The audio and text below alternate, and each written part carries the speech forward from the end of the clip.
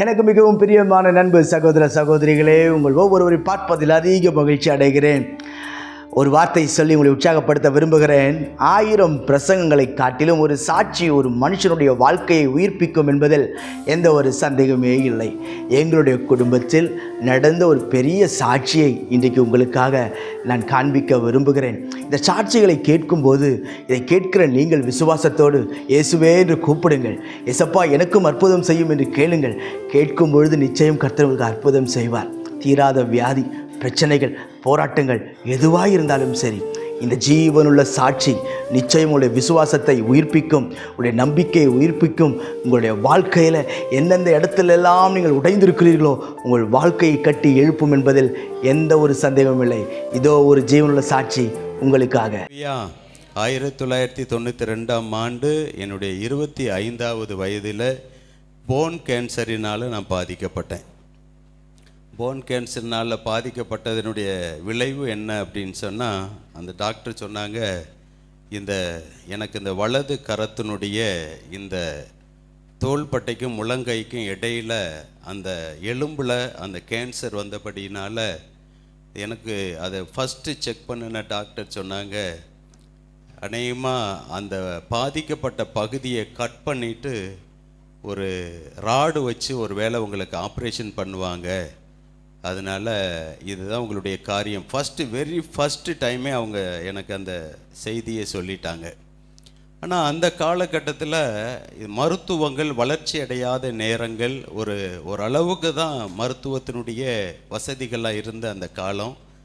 அந்த நேரத்தில் இந்த சூழ்நிலைகள் வந்த உடனே எல்லாருக்குள்ளேயும், என்னை அறிந்தவங்க தெரிந்தவங்க எனக்கு பழக்கமான எல்லாருக்குள்ளேயும் வந்துட்டு ஒரு பெரிய ஒரு பரிதாபமும் ஒரு என் மேலே ஒரு பெரிய ஒரு பாசமும் உண்டாயிருச்சு.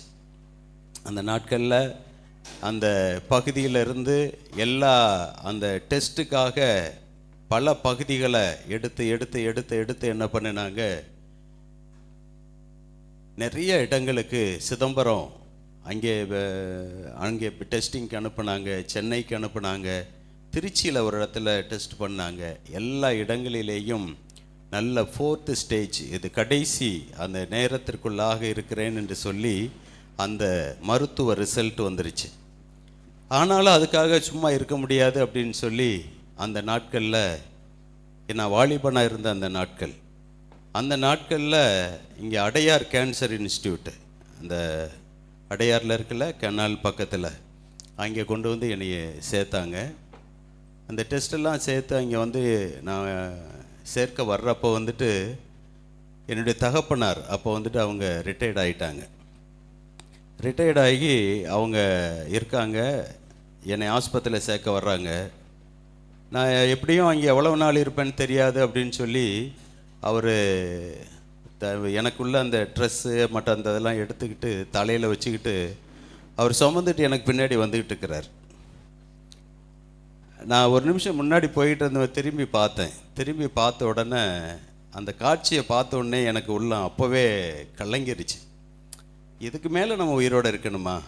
இப்படியெல்லாம் இவங்களை கஷ்டப்படுத்தி நம்ம ஒரு வாழ்க்கை வாழணுமா அப்படின்னு சொல்லி அந்த நாட்களில் ரொம்ப துக்கத்தோடு தான் அந்த மருத்துவமனைக்குள்ளே சென்றேன்.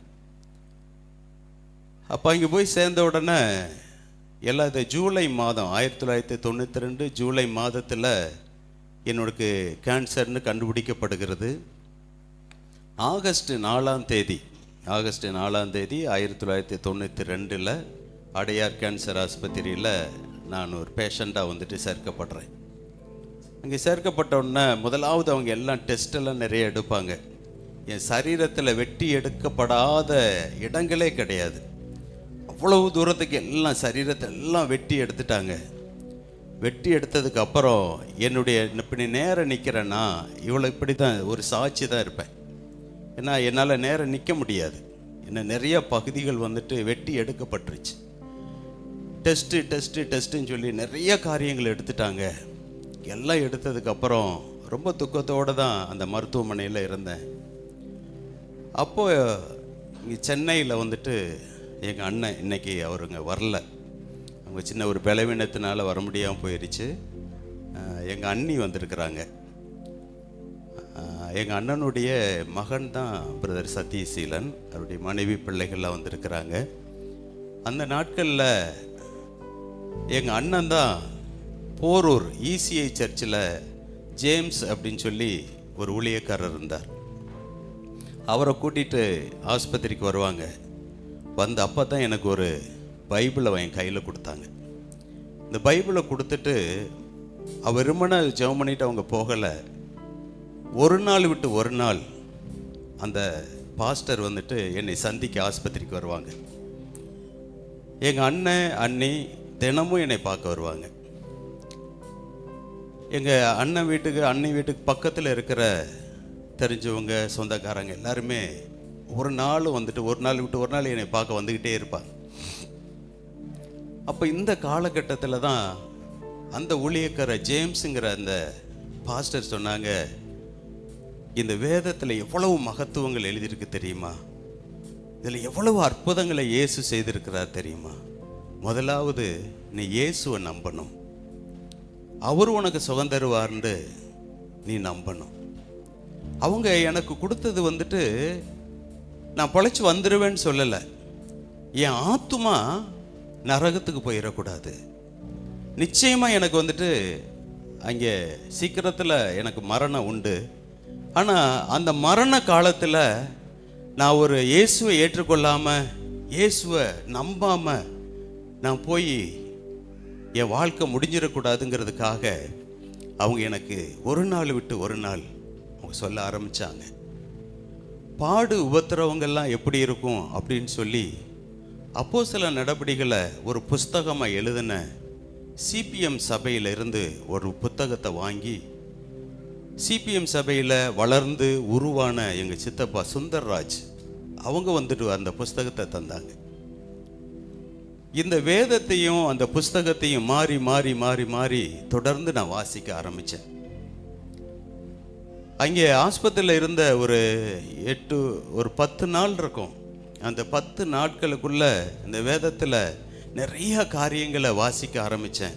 அப்போ சொன்னாங்க, சங்கீதம் 50:15 நீ அடிக்கடி தியானித்து நீ ஜெபம் பண்ணு, அடிக்கடி தியானித்து ஜெபம் பண்ணுனாங்க. அப்போது அதில் ஆபத்து காலத்தில் என்னை நோக்கி கூப்பிடு, நீ என்னை விடுவிப்பாய், நான் உன்னை மகிமைப்படுத்துவேன். அப்போ ஆண்டவருடைய நாமத்தை மகிமைப்படுத்துறதுக்காக ஒருவேளை ஜீவனை தருவாரோ அப்படின்னு சொல்லிட்டு தொடர்ந்து நான் புதிய ஏற்பாடை மட்டும்தான் நான் படிக்க ஆரம்பித்தேன். அந்த வார்த்தைகள், இயேசுங்கிற ஒரு தெய்வம் இந்த பூமியில் மனுஷனாக பிறந்தார், நமக்காக மீட்டெடுக்க அவர் இந்த பூமிக்கு வந்தார், அவர் இன்னைக்கு நம்மளை ஜீவனோடு பாதுகாக்க இருக்கிறாரு அப்படின்னு சொல்லிட்டு எத்தனையோ இந்த சாட்சிகள், எழுதப்பட்ட சாட்சிகளை நான் படிச்சுக்கிட்டே வந்துக்கிட்டு இருந்தேன். மத்தேயு எழுதின சுவிசேஷம் 21வது அதிகாரம் 22வது வசனத்தில், மேலும் நீங்கள் விசுவாசம் உள்ளவர்களாய் ஜெபத்தில் எவைகளை கேட்பீர்களோ அவைகளை எல்லாம் பெறுவீர்கள். அல்லேலூயா. இந்த வார்த்தை இன்னும் எனக்கு உற்சாகத்தை கொடுத்தது.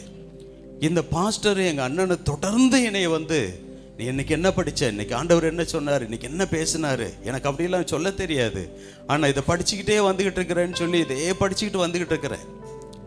2 இங்கே கேன்சர் இன்ஸ்டியூட்டில் 2 இடம் இருக்குது. அனெக்ஸ் ஒன்று இருக்குது, மெயின் இன்ஸ்டியூட் ஒன்று இருக்குது. மெயின் இன்ஸ்டியூட் வந்து கெனாலுக்கு பக்கத்தில் இருக்குது, அந்த கூவாத்தை ஒட்டி இருக்கும். அதில் தான் என்னை ஆரம்பத்தில் அங்கெல்லாம் வச்சுருந்து எல்லா காரியங்களும் நடந்துக்கிட்டு இருந்தது. நான் ஒரு அறக்கூணலாகவே இருப்பேன். அந்த இடத்துல தான் ஒரு பின்னாடி பக்கம் கூவாத்த ஓரத்தில் ஒரு வேப்ப மரம், அந்த வேப்ப மரத்தில் தான் ஒரு பாயை விரித்து நான் எனக்கு முழிச்சிருக்கிற எல்லா நேரமும் பைபிளோடு தான் நான் இருப்பேன். அல்லேலூயா. ஆனால் தூங்குகிற நேரம் ரொம்ப கம்மி. ஏன்னா உடம்பு ஃபுல்லாக வந்துட்டு எனக்கு வந்துட்டு வெட்டி எடுக்கப்பட்டதுனால என்னால் வந்து ஒரு பகுதி ஒரு இதுவாக படுக்கவும் முடியாது, உட்கார முடியாது.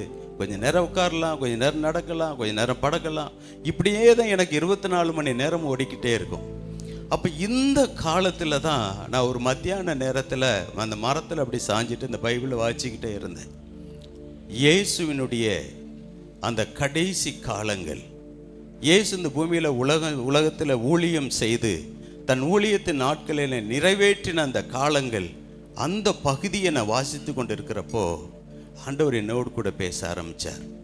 அது அப்படியே நான் தியானிக்க தியானிக்க தியானிக்க தியானிக்க எனக்காகத்தானே அந்த இயேசு இந்த பூமிக்கு வந்திருப்பார், எனக்காகத்தானே இந்த பாடெல்லாம் பட்டிருப்பார், எனக்காகத்தானே சிலுவையில் அறையப்பட்டிருப்பார், எனக்காகத்தானே தன் ஜீவனையை தந்திருப்பார். இப்படி ஒரு தெய்வம் இருக்கிறாரா அப்படின்னு சொல்லி இந்த பகுதியை நான் வாசிக்கும் பொழுது இயேசு சிலுவையில் அறையப்பட்ட அந்த காட்சி எனக்கு காண்பிக்கப்பட்டது.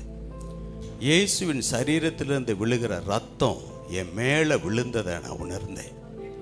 அதே நேரத்தில் என்னுடைய சுய நினைவுகள் இழந்து நான் அப்படியே அந்த மரத்திலே சாஞ்ச வண்ணமாகவே நான் படுத்துட்டேன். இது மத்தியானம் ஒரு 2 மணி நேரத்தில் நடந்த காரியம்.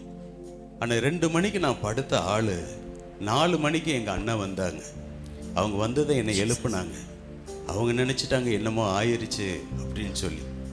அவங்க எழுப்புனப்போ என் உடம்பு அதே கூணலாக இருக்கேன், ரொம்ப லேசாக இருந்துச்சு. ஆனால் அந்த நாள் ஒரு புதன்கிழமை.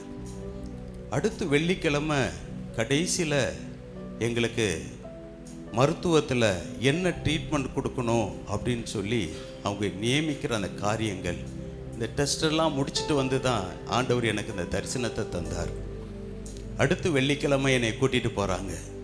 அந்த டெஸ்ட் ரிசல்ட்டெல்லாம் வந்துருச்சு.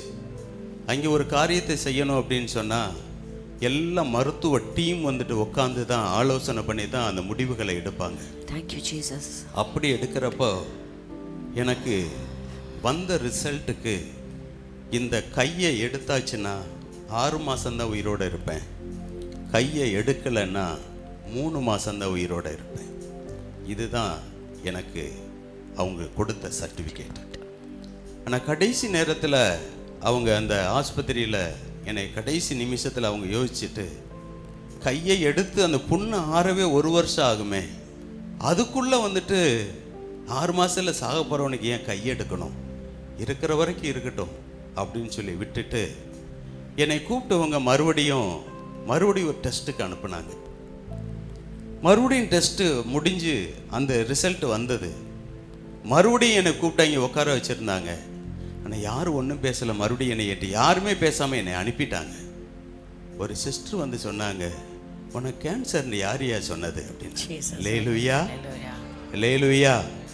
அவங்க வந்து சொன்னாங்க, இந்திரான்னு சொல்லிட்டு ஒரு சகோதரி, உனக்கு கேன்சர்னு யாரையா சொன்னது அப்படின்னாங்க. ஏன் என்னாச்சு சிஸ்டர் அப்படின்னு. ரிசல்ட்டே மாறி போச்சியா நாங்கள். லேலுயா, ரிசல்ட்டே மாறிடுச்சு.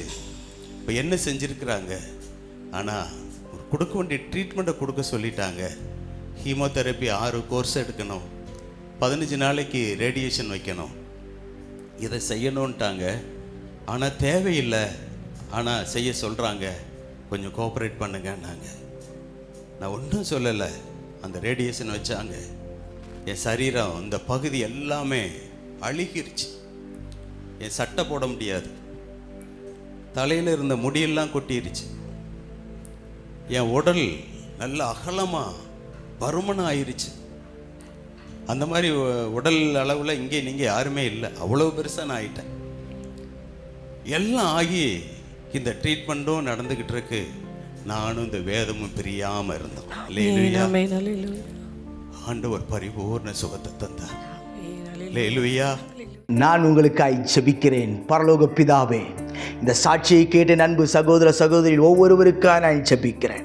ஆண்டவரே, வாழ்க்கை நம்பிக்கை இழந்து ஆண்டவரே புலம்பலோடு வேதனையோடு கஷ்டத்தோடு யார் யார் இருக்கிறார்களோ அத்தனை பேரையும் கர்த்தரில் தொட்டு சுகப்படுத்தும்படிக்கு நான் ஜெபிக்கிறேன். உம்முடைய சுகமளிக்கிற வல்லமை ஒவ்வொரு சரீரத்திலும் ஆண்டவரே இறங்கி வருவதாக நான் ஜெபிக்கிறேன். ஆண்டவரே, டாக்டர்ஸால் கைவிடப்பட்ட சூழ்நிலை, ஆண்டவரே எத்தனையோ நாட்கள் மெடிசனில் வாழ்ந்து கொண்டிருக்கிற சூழ்நிலைகளை கர்த்தரில் மாற்றும்படிக்கு நான் ஜெபிக்கிறேன். ஆண்டவரே, அவர் தமது வசனத்தை அனுப்பி அவளை குணமாக்கினார் என்று வேதம் சொல்லுகிறது. அவருடைய தழும்புகளை கரத்தினால் குணமாகிறோம் என்று வேதம் சொல்லுகிறது.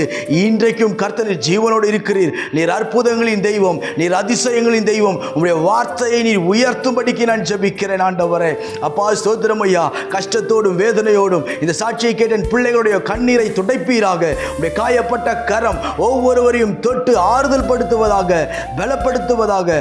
அற்புத சுகம் வரட்டும், சாட்சிகளாய் மாற்றும். உம்முடைய நாமத்தை மாத்திரம் உயர்த்தும். இயேசுவின் நாமத்தில் ஜெபிக்கிறேன் எங்கள் ஜீவனுள்ள பிதாவே. Amen. Amen. God bless you.